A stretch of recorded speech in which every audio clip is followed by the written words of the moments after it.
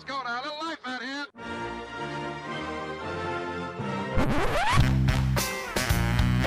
What the hell's going on out here? Hey, what about that now?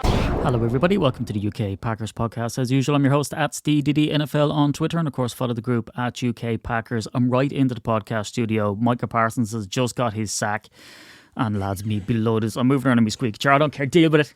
Alright, deal with it. My blood's boiling. My blood is boiling, and I haven't got a chance to come on. There's so much to talk about. I mean, between our trip to Green Bay, which has been fantastic, I had a whole podcast lined up to do about that. And then also, I had notes completely compiled for that game that we saw over there, which was the game against the Eagles, which really brought the heat on Matt LaFleur about will he or won't he be sacked, and will they put in Jeff Hafley and all this type of stuff. And I kind of want to hit on that. But yeah, I just don't understand the narrative to sack Matt LaFleur. I don't understand it. I don't get it. I get it to a degree. But when you start sort of clinging to that and absolutely going balls to the wall for this narrative, I just want you to back it up. So if you're one of those people who think Matt LaFleur should be sacked, I want you to back it up. I'm going to back up my part of it, saying that I think it's all nonsense, right? So I'm not coming on here because, again, God forbid you have a different opinion than the mob. You know, I respect your opinion that you want to sack him. I don't understand it personally. I'd love someone to explain it. I'm going to explain my side of things. But it's not for the discourse online on social media, which is pretty much the bumhole of the internet. It's particularly with all this AI crap going on. You know, but if you go and you support LaFleur or Jordan Love in any way, but then you're somehow the clueless bad guy, right? So I'm going to go through this podcast. I'm going to do what I do. I'm going to go play by play, and I'm going to discuss exactly how I see it. And if you have any counterpoints, email me, DM me, do whatever. Right, get them in, and you tell me. Let me do a sort of an Eminem bunny rabbit style 8 Mile action of trying to head off what I believe the talking points are to call for Matt LaFleur's head, particularly when it comes to this game.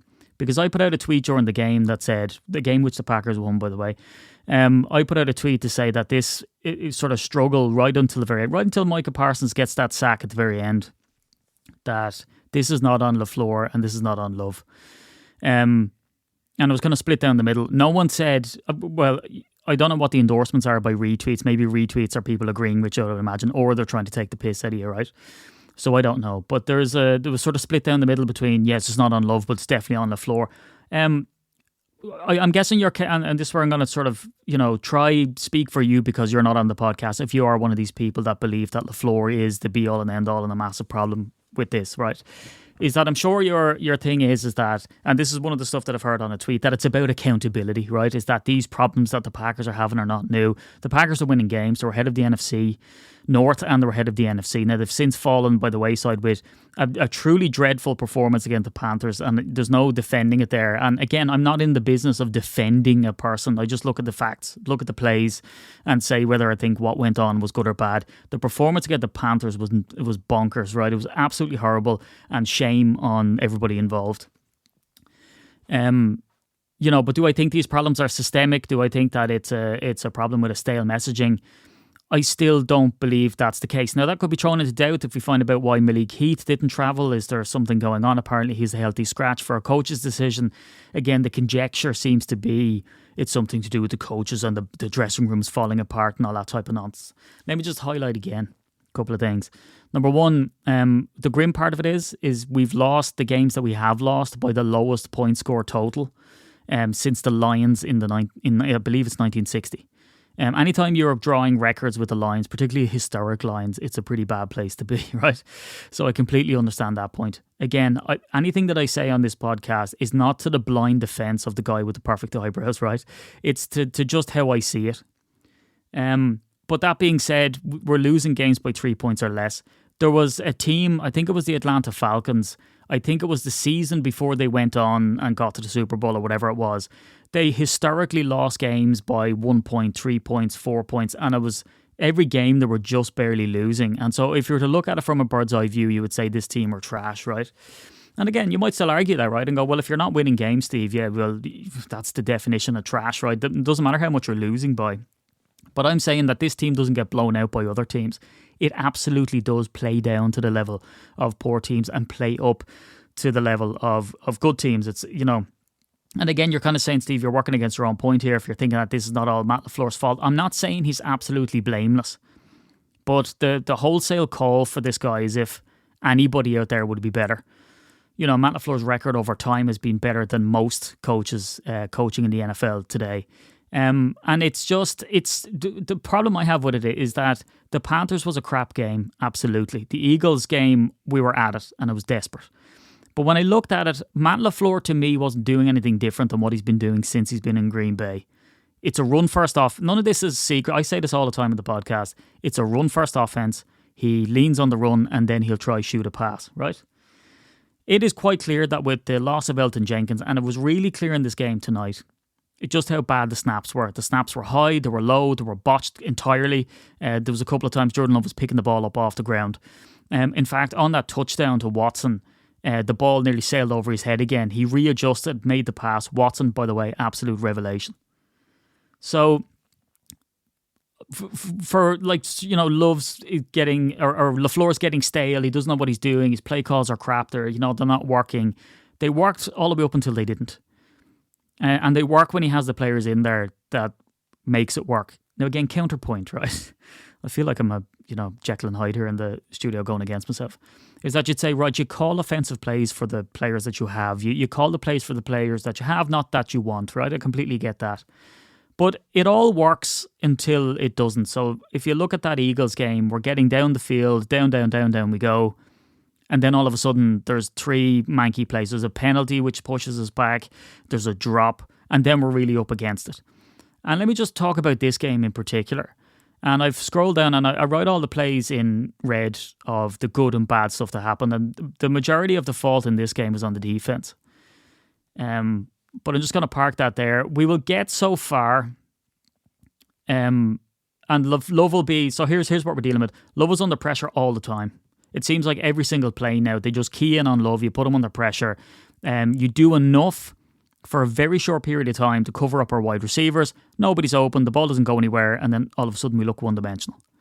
Right? Now you might go, that's on coaching. Well, it's on your offensive line personnel. And that's with putting that offensive line out or lads being injured. So Elton Jenkins being out hasn't helped. I would proffer and say that even with Elton Jenkins in there were times where we looked absolutely bang average. And O-line play has always been a strength of the Packers, and it isn't, and it definitely wasn't in this game. Add to the fact that Jaden Reed, who was your top wide receiver last year, the guy who was, when we drafted Golden, there was all these rumours coming out that he was peed off, that he wasn't wide receiver number 1. That was poo-pooed by him because he got a new agent, just to rehash, because these narratives seem to find their way out there and no one debunks them. Jaden Reed got a new agent, and his agent was doing his due diligence where he was reaching out and asking the Packers, let's have a look at where does my client stand with everything, not because you drafted Golden, but just sort of as a touch point to go, I'm the guy in town now, let's see what you have for my... And that all got blown in proportion that he was somehow throwing his toys out of the pram. I stress the point because it's the well-known narrative that he was wide receiver number 1, Jaden Reed was. Particularly when Christian Watson was out, and Watson's been brought back in on a snap count. So you are without Jaden Reed, you're without Elton Jenkins, who's your starting centre, and now you're without Josh Jacobs in this game. And Love went down and got a little bit dinged up as well. And in the last game against the Eagles, we were without Romeo Doubs for a lot of the second half, which is very impactful. And then add to that the receivers aren't catching footballs. And then you ask, well, why aren't we getting things going on offense? That's your reason. And I know that for some strange, freaky reason, that gets ignored, right? They look at it and go, yeah, well, if you don't ever start center, you should still, but you shouldn't, give me a break. I mean, you're without your top players. What do you think's going to happen? Add into that mix that we're without Tucker Kraft. Now, again, I'm going to call this out as it is as well, because people would go, and they have gone, and it's not some fictitious thing. They say, oh, we're really missing Tucker Kraft, he was a playmaker, and we are. But Tucker Kraft had a hidden talent, and it's a hidden terror, really, for this offense, and that's his yards after the catch. That's seen as a good thing. Sometimes I look at that as a bad thing. It means you're dumping the ball off in short yardage, and you're hoping that your player makes up the difference, which is what Tucker Kraft can do. Now, that's what you're paying a tight end to do. Luke Musgrave today, by the way, had 2 drops. One that looked like it was a fumble, and in a really crucial time of the game. Luke Musgrave is not filling the boots of Tucker Kraft, of which Tucker Kraft filled the boots of Luke Musgrave when he was injured. Go figure that one out. So his yards after the catch are great, and they were very impactful early in the season. And now that he's out, we're without Jaden Reed, Tucker Kraft, Elton Jenkins, and then we were without Josh Jacobs in this game. In the last game, we were without Romeo Dobbs. So I know you want to blame LaFleur and say it's all pants, but what are we supposed to do? The defense that we witnessed in Green Bay against the Eagles were an absolute sensation. But the other thing that I think is absolutely short-sighted is now I think Jeff Hafley is a head coach material. He comes across really well. He coaches a fantastic defense. The defense can be hot and cold though. And I just love the fact that Hafley's defense, who gave up 40 to Dallas, that's been ignored. And this performance tonight was absolutely not drenched in glory. It was atrocious from the defense. I don't know how many times. In fact, in the first defensive stand alone, there was 2 passes over the middle, one on 3rd and 5, one on 2nd and 10. Simple pass over the middle in zone coverage, and their wide receiver or tight end was open entirely. And it was a 20-yard gain on both of those. It was pretty much a copy-paste. And then it was a right side run touchdown on 2nd and goal. In they go. And again, the drive summary that I wrote down was gouged by 2 identical passes right up the middle. And that's the kind of tail of the tape here. If our pass rush doesn't get home and get the pressure on, and you've time to sit in there, our DBs simply can't come up with a play on occasion. Other times they can. I mean, there's a drive later on in this game where Nixon makes an incredible pass breakup. The ball is right into the hands of the receiver / tight end. I can't remember who it was. And Nixon comes in and bats it out. But in the very next play, he gives up a massive play to Johnson, the tight end, on the sideline where he just can't get to him. And the thing is, we can't look at this as sort of, it's not perfection. You can't look at this stuff and go, oh, well, he made a mistake. That's it. He's trash. And that's what I feel like. There's not enough time between games given to look at this from a bird's eye view and go, that was good, that was bad. All in all, it was all right. We play really well against the Steelers. Jordan Love has record numbers. Matt LaFleur is an offensive genius. This team is Super Bowl ready. Jordan Love is the third string or third in a long line of Hall of Fame quarterbacks. We have a garbage game the next game, and I will put it out there, and I'm not defending Matt LaFleur on that one. I came out at the time and said it's absolute trash, that game against the Panthers.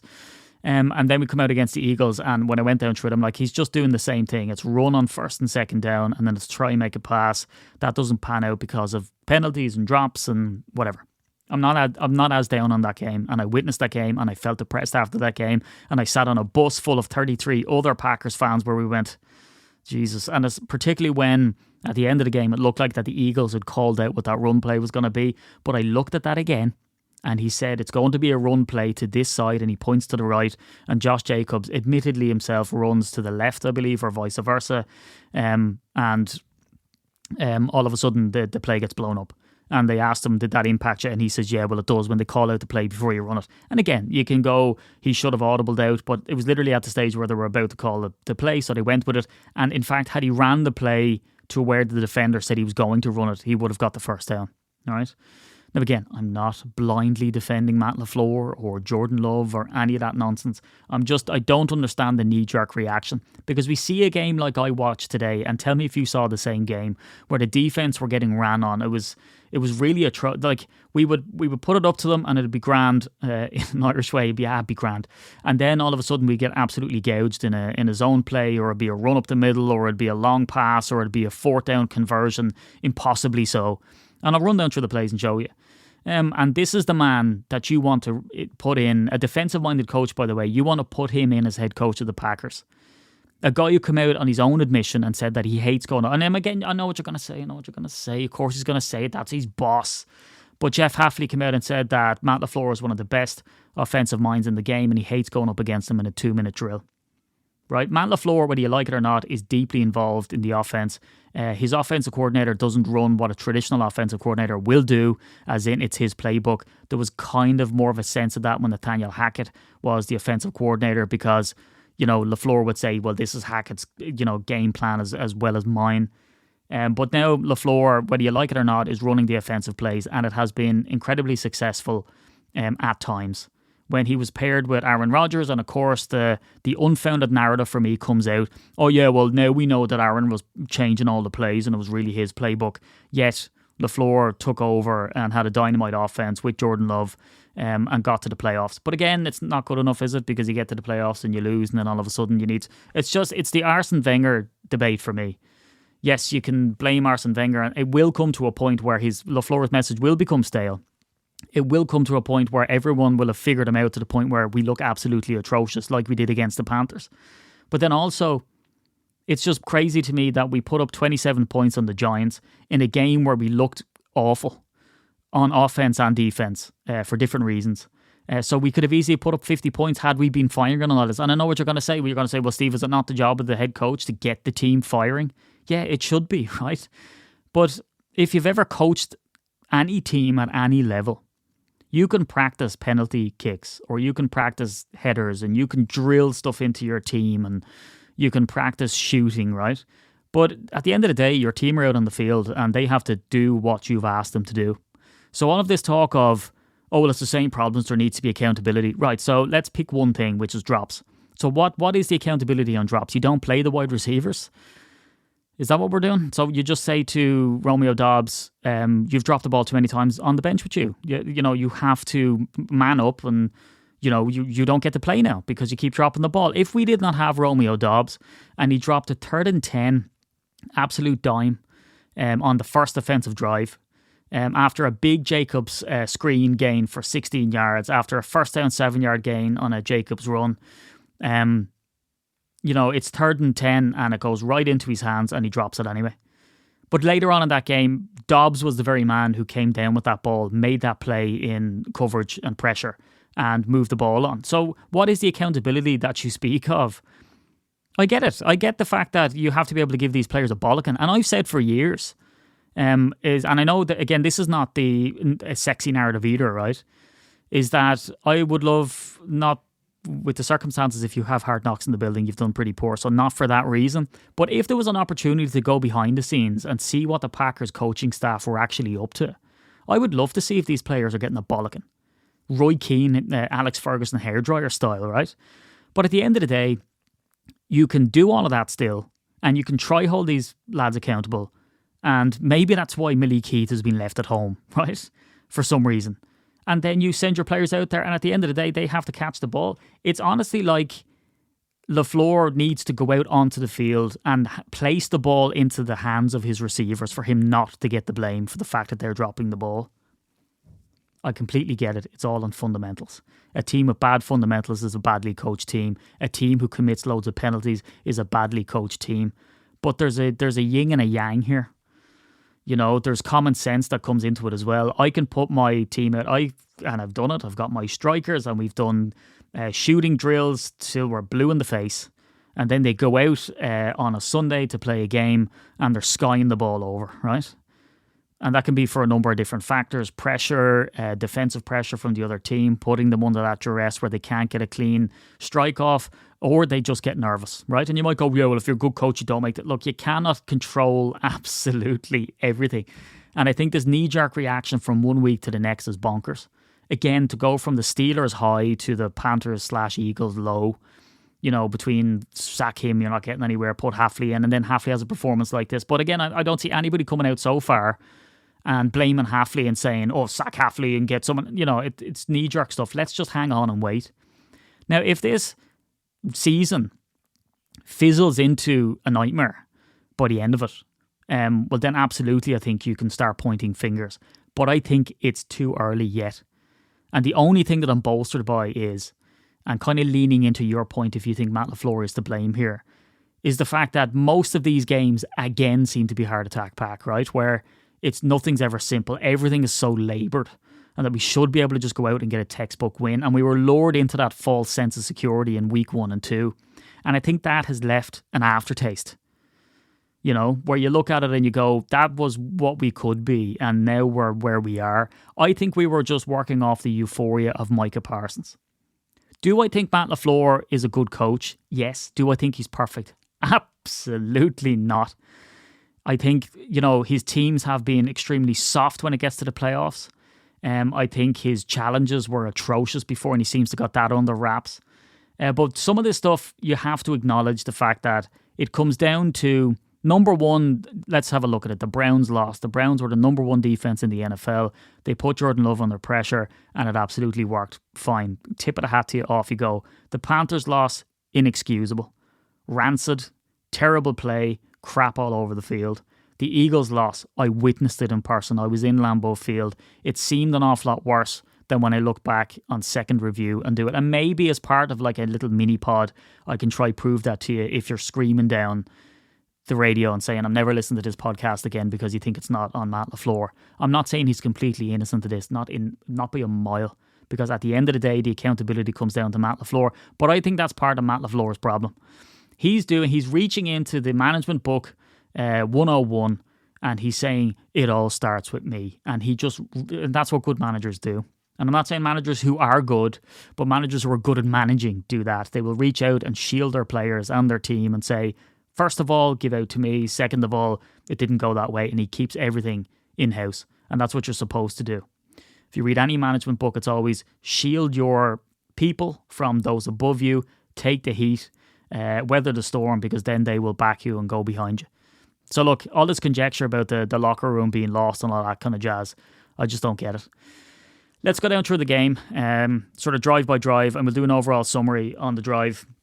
The one thing that I would call out on the face of it is that, and this is what I mean about giving this team time, is that Brandon McManus, and this seems to be an absolute mismanagement here too, to a degree, and not in the way that the narrative is out there, and let me just clarify it, that Brandon McManus had an injury. He's known to miss a couple, right? Haversick comes in and it's a fairy tale. It's like, if anyone follows Irish football, the Irish national team went out and beat Portugal 2-0, and then they went out and they won last gasp against Hungary 3-2. Parrott was the player that scored all of those goals, every single one of them, all 5, right?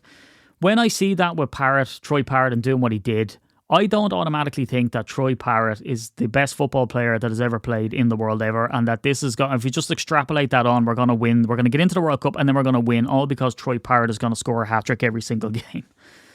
Right? It's a fairy tale. It's stuff that doesn't happen a whole lot, and we will become crashing back down to earth, unfortunately, because the highs are never that high and the lows are never that low, and they seem that way if you spend your time on social media.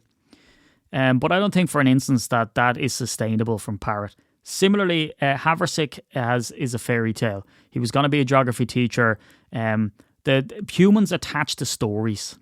And that story is one you attach to and you love, right? It's because it's the fairy tale. He was a last chance saloon, and he comes in and he kicks the longest field goal in Packers history.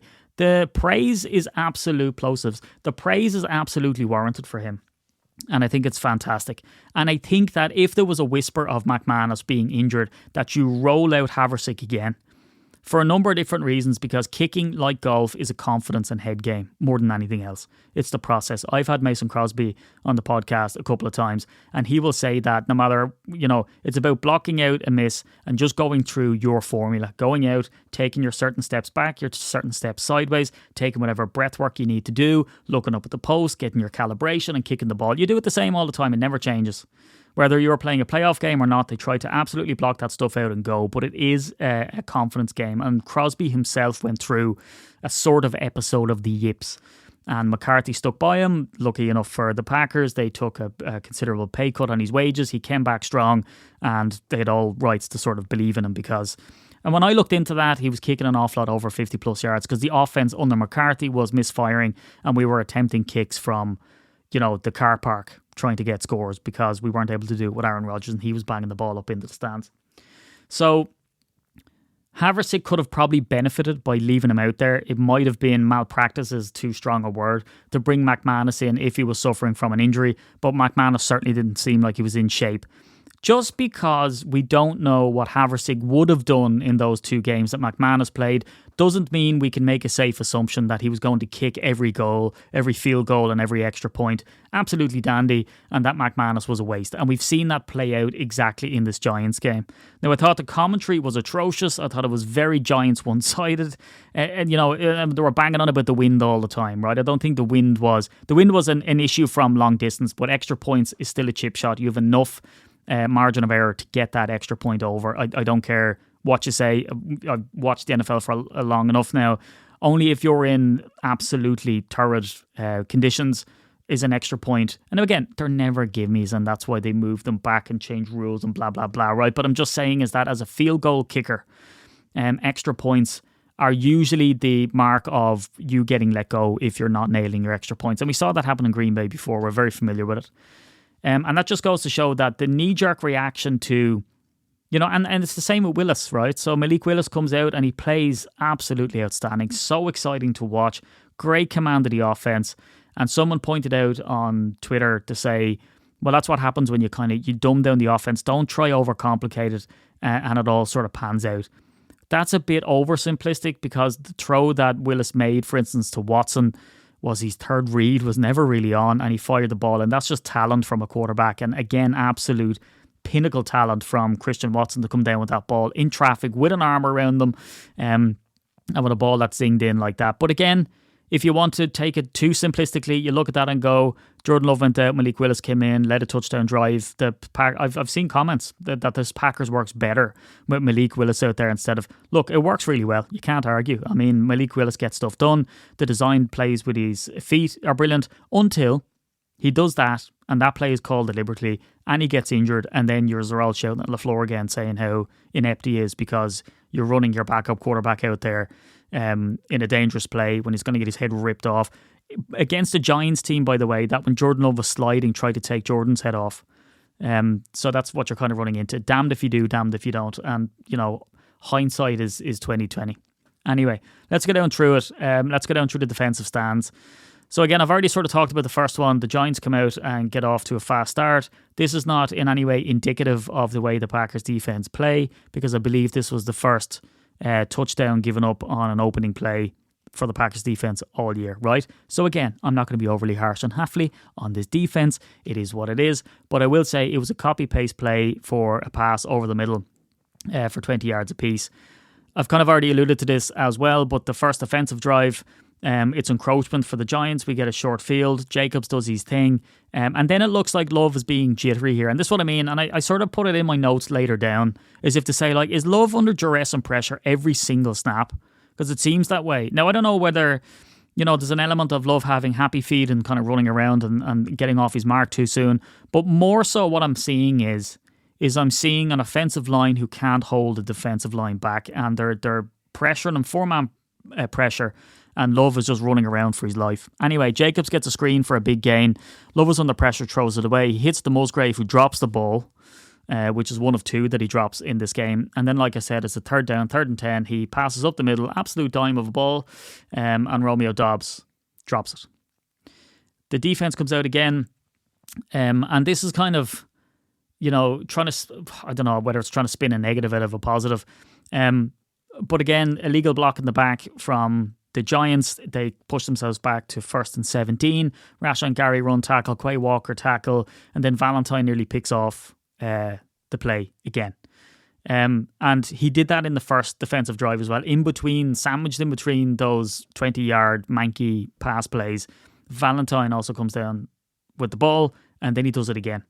And that's and later on, and I don't want to put a spoiler alert in, but later on is exactly the same.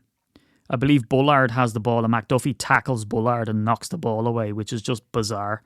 And then I think it's the next play or 2 plays later, Nixon looks like he's going to come down with the ball in an absolutely nonsensical throw by Jameis Winston. And then I think it's Xavier McKinney tips the ball from his hands. So again, it was never on for McKinney, yet he tips the ball. Again, would I have done a better job personally? No. Are these guys superstars? Yes. It's nothing personal, but it just seemed like a comedy of errors. Second offensive drive, Jacobs, it gets to a 3rd and 1, and Jacobs makes a great second effort, and then there's an end around with Bo Melton, and a big shout out to the tight end Fitzpatrick, who does a fantastic job with a block. So this is what I'm talking about, and this is what reared its head against the Eagles. LaFleur is doing the same as what he always does. There's a Jacobs run on 1st down. There's a quarterback scramble on 2nd down when it breaks down because, again, Love is being rushed about the place. Jacobs makes a great second effort to get the 1st down. We get another 1st down straight away with a Melton. But then there's play action. Fitz drops it and Rasheed Walker gets a hold anyway, so it doesn't matter. And it pushes back to 1st and 20. Love was scrambled about the place as well. We get it to 2nd and 16. And then Love was knocked out of the game at this stage, and Willis comes in and drives down. And then we see an amazing pass to Christian Watson. Laser pass. So again, we see a mixture of the inventiveness, but again, we see the brain fart penalties that pushes us back to 1st and 20. And had this drive not ended in a score, then you would say, fine. What are we supposed to do? Here's Walker again, or one of our offensive linemen again, with a holding call, and we get pushed back 10 yards. What are you supposed to do? Next defensive stand is pretty tasty. Run stuff, tackled by McDuffie, 3rd and 3. It's an incomplete pass. McKinney on a great tackle. Really pivotal. They end up punting. But again, we can't get out of our own way because the special teams, Enoch Barry has a holding call, which pushes us back again. Now, does it matter? No, because Emmanuel Wilson does an absolute beast of a touchdown on this one. He's also pivotal early in it. Christian Watson comes up with a catch across the middle. Golden comes down with a 24-yard pass. And again, we have 2 drops on this. One by Romeo Dobbs on 2nd and 6. It would have been a first down, but he drops it. It's the 3rd drop of the game so far. And then it's a 2nd and 8, and Wicks has the ball come into him. It's a difficult pass, to be fair, but again, the ball hits him right in the hands, and he drops it as well. This is what typifies this to me is that we have a 2nd and 8, and Love just hits a nice little almost sidearm to Romeo Dobbs for a first down. And I'll stress it again. Romeo Dobbs in 2nd and 6 dropped the ball, and he closes his eyes and he clutches his helmet as if to say, what the hell am I doing? And then later on 2nd and long, he comes down with a beautiful sidearm catch, which sets up Emmanuel Wilson to go in for the touchdown. So again, drive summary, despite the 2 drop passes on the 3rd offensive drive, the Packers come away with a touchdown. 2 big 3rd down conversions from Watson and then Dobbs, coupled with a 24-yarder. So again, absolutely sumptuous, right? Again, and if you want this accountability for calls and drops, what are we doing? Sitting Dobbs on the bench so he doesn't get the 3rd down conversion? 4th defensive stand, and I've read all over it. We do well. We get them to 3rd and 12. It was 3rd and 7. It's offside by the Giants. And then it's just absolutely abominable by Cooper. He had the play blown up in the backfield. The rusher leaks out and then just keeps on running. And for the first time, really obviously in this game, I saw Packers defenders getting preoccupied, blocking players or getting blocked by players on a play that had nothing to do with the play that was actually going on.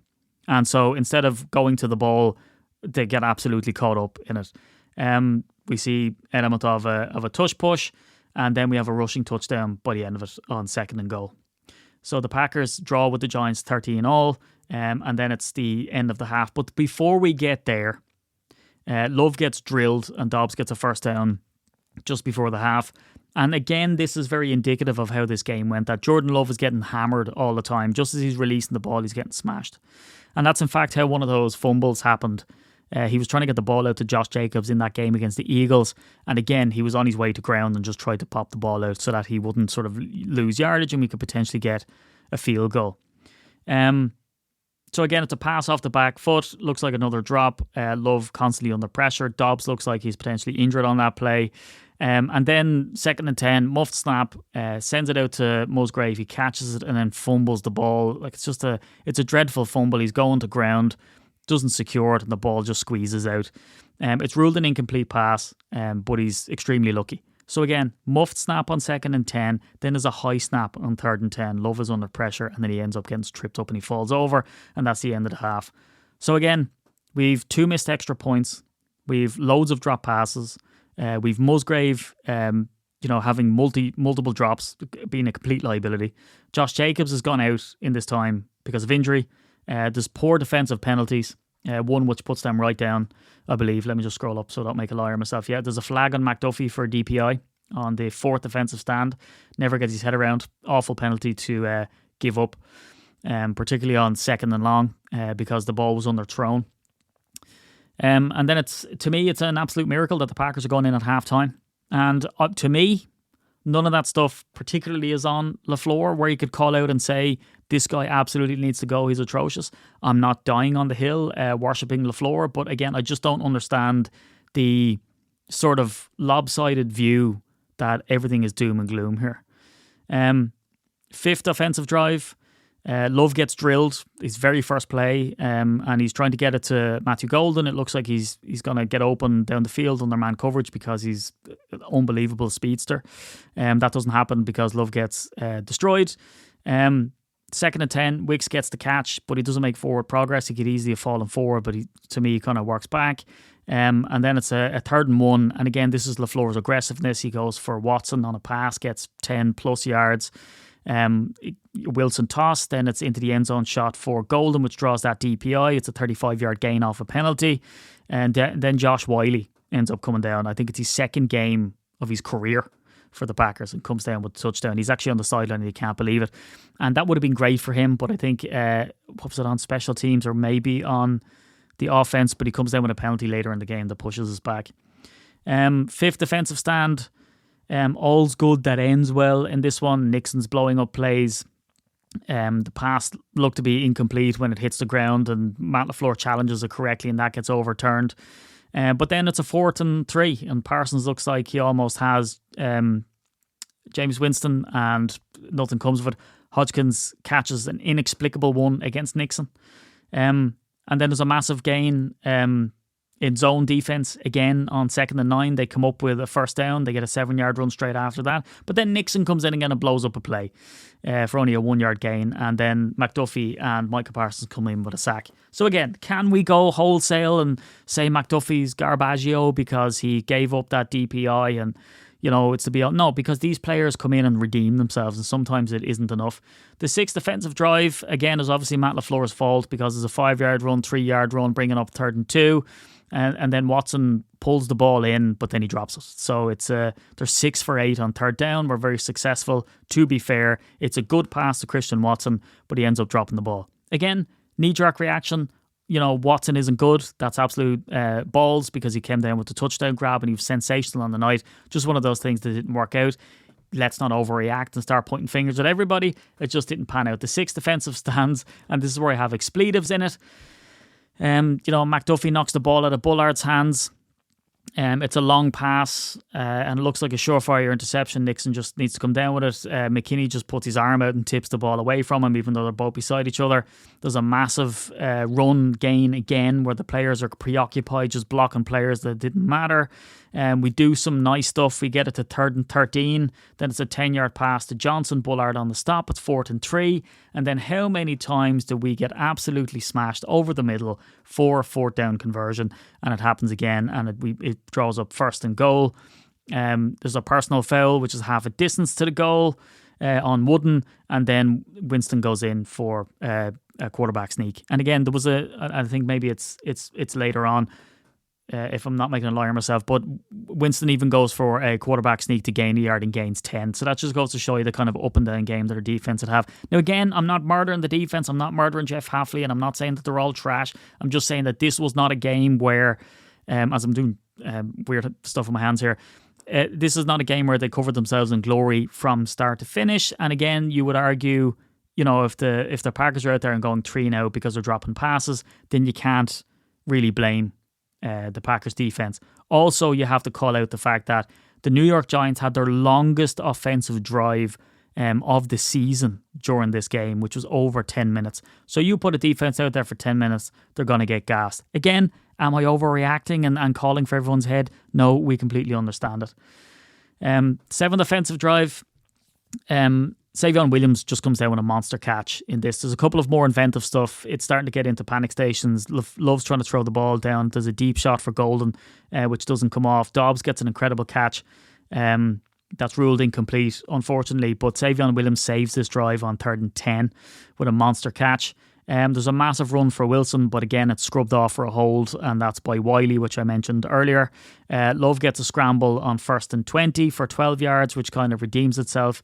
And we come up with a 2nd and 8, and Christian Watson comes down with a touchdown. Now, again, that ball came out high to Jordan Love. He pulls the ball down and ends up singing it out. We're nearly at the end of the game. 7th defensive stand. It doesn't come to anything. It eventually comes down to an Evan Williams interception. The Packers offense come out again and punt the ball away, and then Parsons comes out with an important sack to ice it. Again, I've got expletives in this. It's a 3rd and 5. Johnson gets it again with the 1st down. Nixon on coverage.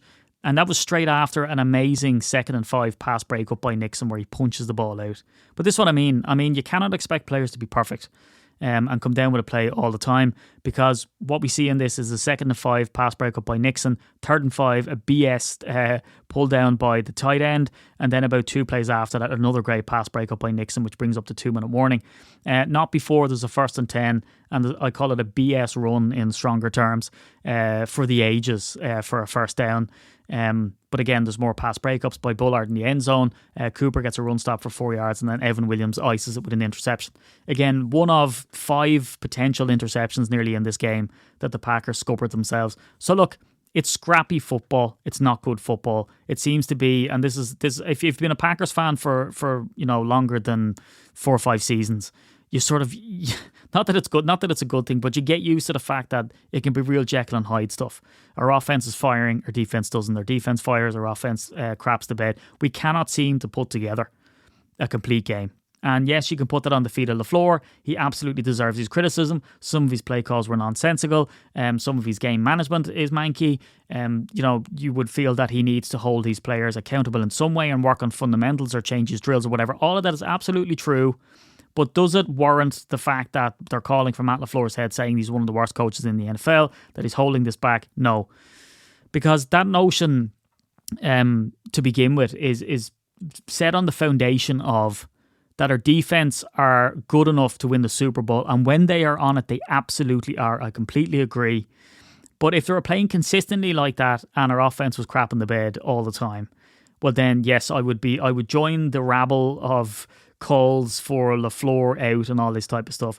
The positive that I do see with the discourse on Matt LaFleur is I feel that he's not as adversarial in the press box, and I feel like he has this urgency about him to make this work. Now, I don't know whether that's a good thing or a bad thing, really, because that could put more pressure on LaFleur to force him. Because, look, he said it against the Eagles. Like, what do you want to do if our wide receivers are getting covered up? Because this is what I see. I see our offensive line failing, and I see our wide receivers getting covered. So Jordan Love has nowhere to go with the ball. So you can call whatever play you like. It's not going to work. And this happened during the Aaron Rodgers era with players like Jordy Nelson and Randall Cobb and Devontae Adams. I mean, the same thing was happening there.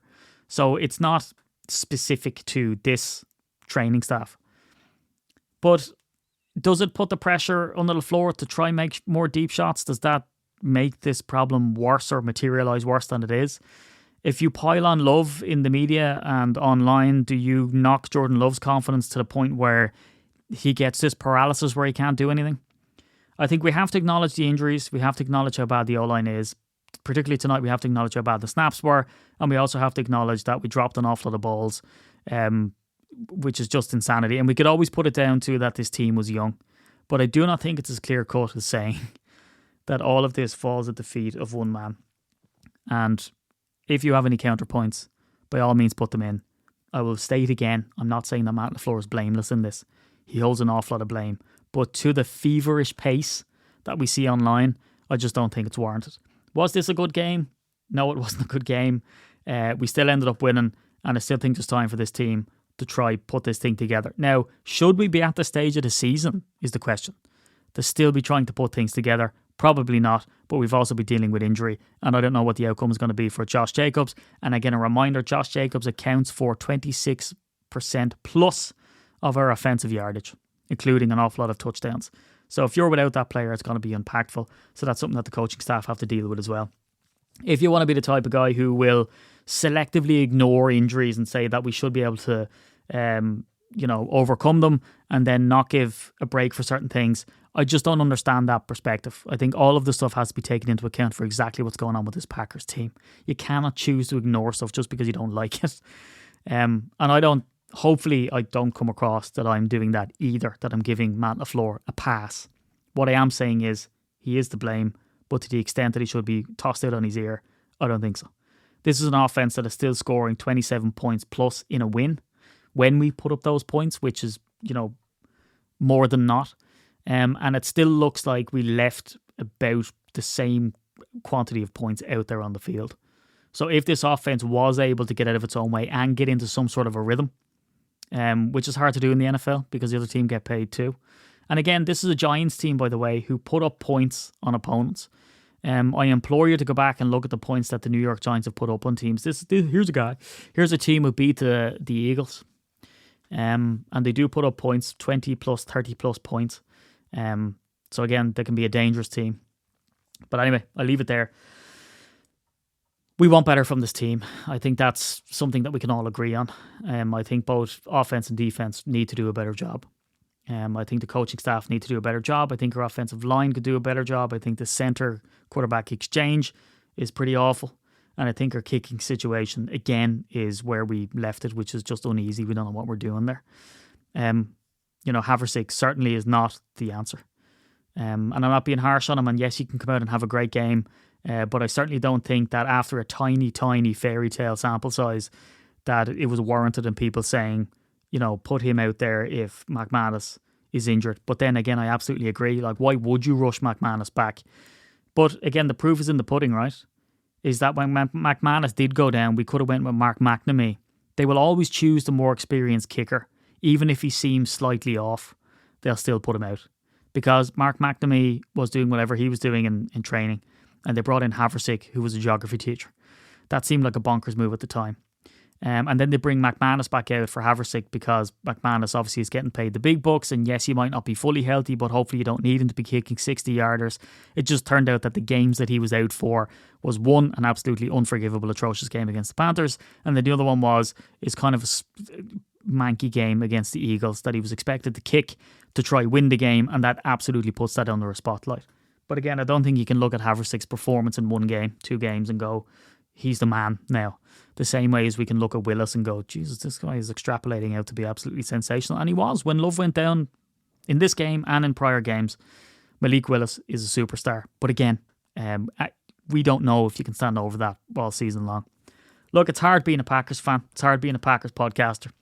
You just try to remain positive in a way. You try to call out what you see. But everyone's going to have different opinions, and I absolutely welcome it. So make it a mailbag, email me in, tell me what you believe is wrong, and I'll absolutely change my opinion. I do want to go through what the Packers trip to Lambeau. It was just a dream trip. I won't get into it now because we're nearly 50 minutes on this podcast, and I'm sure you've got mixed emotions if you haven't turned it off by now. But I do want to get on, and I'm going to get someone on from the tour to talk about it. I've got loads of video, and this is going to you, Stuart A. I got loads and loads of video, which I'm going to start editing up and getting out as well. So if you're interested in coming on the trip or just seeing what the trip is like and what it's like before you go, when you're there, after you come back, I've got loads of content. And I also have a podcast, a special edition podcast, which I sat in a boardroom called the Vince Lombardi boardroom with Cliff Crystal, of all people, and picked his ear and brain on all things Packers history and the sort of link to Ireland and all that kind of stuff. So that's going to be a great episode that's coming out in video and probably audio form. So I'm going to release that as well. Anyway, look, let's all just go to bed, will we? Relax. Get some Horlicks, some Ovaltine, and chill out. And if you disagree with me, absolutely welcome it. Send me in a couple of emails or DMs, and I'll enjoy reading them. Anyway, I'm at STDD NFL. We're at UK Packers. You're the best audience ever, especially if you've got to this part of the podcast. And I'll talk to you for some quick snappage ahead of the next game. See you.